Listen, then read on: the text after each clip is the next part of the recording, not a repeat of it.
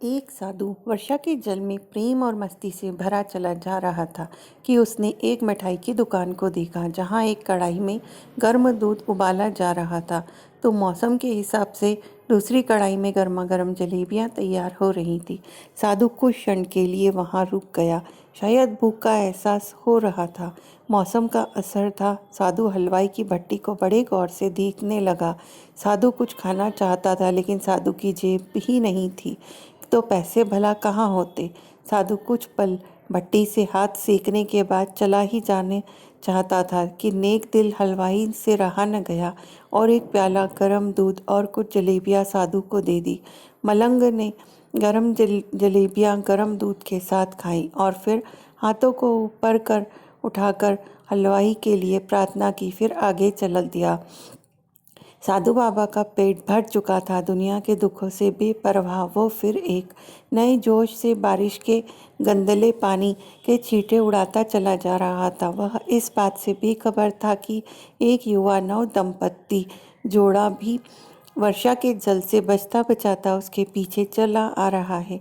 एक बार इस मस्त साधु ने बारिश के गंदले पानी से जोर से लात मारी। बारिश का पानी उड़ता हुआ सीधे पीछे वाली युवती के कपड़ों पर पड़ा। उस औरत के कीमती कपड़े कीचड़ से लथपथ हो गए। उसके युवा पति ने वह बात बर्दाश्त नहीं की, इसलिए वह आस्तीन चढ़ाकर आगे बढ़ा और साधु के कपड़ों को पकड़कर खींचकर कहने लगा, अंधा है, तुमको नज़र नहीं आता? तेरी हरकत की वजह से मेरी पत्नी के कपड़े गीले हो गए हैं और कीचड़ से भर गए हैं। साधु हक्का बक्का सा खड़ा था जबकि इस युवा को साधु का चुप रहना नाखुशगवार गुजर रहा था। महिला ने आगे बढ़कर युवा के हाथों से साधु को छुड़वाया, लेकिन युवा की आंखों से निकलती नफरत की चिंगारी देखकर वह भी पीछे खिसक कर मजबूर हो गई। राह चलते राहगीर उदासीनता से यह दृश्य देख रहे थे, लेकिन युवा के गुस्से को देखकर किसी ने इतनी हिम्मत नहीं की कि उसे रोक पाते और आखिरकार जवानी के नशे में चोर उस युवक ने एक जोरदार थप्पड़ साधु के चेहरे पर जड़ दिया। बूढ़ा मलंग थप्पड़ की ताम ना झेलता हुआ लड़खड़ाता हुआ कीचड़ में जा गिरा। युवक ने जब साधु को नीचे गिरता देखा तो मुस्कुराते हुए वहां से चल दिया। बूढ़े साधु ने आकाश की ओर देखा और उसके होठों से निकला, वाह रे भगवान, कभी गरम दूध जलेबियां और कभी गरम थप्पड़, लेकिन जो तू चाहे मुझे भी वही पसंद है। यह कहता हुआ वह एक बार फिर अपने रास्ते पर चल दिया। दूसरी ओर वह युवा जोड़ा अपनी मस्ती को समर्पित अपनी मंजिल की ओर अग्रसर हो गया। थोड़ी ही दूर चलने के बाद वे एक मकान के सामने पहुंचकर रुका। वह अपने घर पहुंच गए थे। वो युवा अपनी जेब से चाबी निकालकर अपनी पत्नी से हंसी मजाक करते हुए ऊपर घर की सीढ़ियां तय कर रहा था। बारिश के कारण सीढ़ियों पर फिसलन हो गई थी। अचानक युवा का पैर फिसल गया और वह सीढ़ियों से नीचे गिरने लगा। महिला ने बहुत जोर शोर मचाया, लेकिन लोगों का ध्यान अपने पति की ओर आकर्षित करने लगी, जिसकी वजह से काफ़ी लोग तुरंत सहायता के लिए युवक की ओर लपके, लेकिन देर हो चुकी थी। युवक का सिर फट गया था और कुछ ही पल में ज़्यादा खून बह जाने के कारण इस नवयुवक की मौत हो चुकी थी।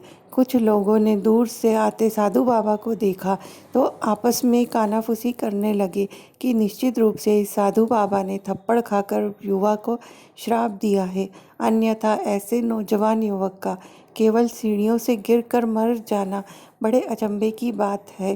कुछ मनचले युवकों ने यह बात सुनकर साधु बाबा को घेर लिया। एक युवा कहने लगा कि आप कैसे भगवान के भक्त हैं जो केवल एक थप्पड़ के कारण युवा को श्राप दे बैठे। भगवान के भक्त में रोष व गुस्सा हरगिज नहीं होता। आप तो जरा भी असुविधा पर भी धैर्य न रख सके। साधु बाबा कहने लगे, भगवान की कसम, मैंने इस नव युवक को श्राप नहीं दिया है। अगर आपने श्राप नहीं दिया तो ऐसा नौजवान युवा सीढ़ियों से गिरकर कैसे मर गया? तब साधु बाबा ने दर्शकों से एक अनोखा सवाल किया कि आप में से कोई इस घटना का चश्मदीद गवाह मौजूद है? एक युवक ने आगे बढ़कर कहा, हाँ, मैं सब देख रहा था। चश्मदीद गवाह हूँ। साधु ने अगला सवाल किया, मेरे कदमों से जो कीचड़ उछला था, क्या उसने युवा के कपड़ों को दागी किया था? युवा बोला, नहीं, लेकिन महिला के कपड़े जरूर खराब हो चुके थे। मलंग ने युवक की बाहों को थामते हुए कहा कि फिर युवक ने मुझे क्यों मारा? युवा कहने लगा, क्योंकि वह युवा इस महिला का प्रेमी था और यह बर्दाश्त नहीं कर सका कि कोई उसकी प्रेमिका के कपड़ों को गंदा करे, इसलिए उस युवक ने आपको थप्पड़ मारा। युवा की बात सुनकर साधु बाबा ने एक जोरदार ठहाका बुलंद किया और वह कहता हुआ कि विदा हो गया कि भगवान की कसम, मैंने श्राप नहीं दिया, किसी को नहीं दिया, लेकिन कोई है जो मुझसे प्रेम करता है। अगर उसका यार सहन नहीं कर सकता तो मेरा यार कैसे बर्दाश्त होगा कि कोई मुझे मारे? वो मेरा यार इतना शक्तिशाली है कि दुनिया का बड़े से बड़े राजा भी उसकी लाठी से डरता है। सच, उस परमात्मा की लाठी में आवाज़ नहीं होती, लेकिन पड़ती है तो बहुत दर्द देती है।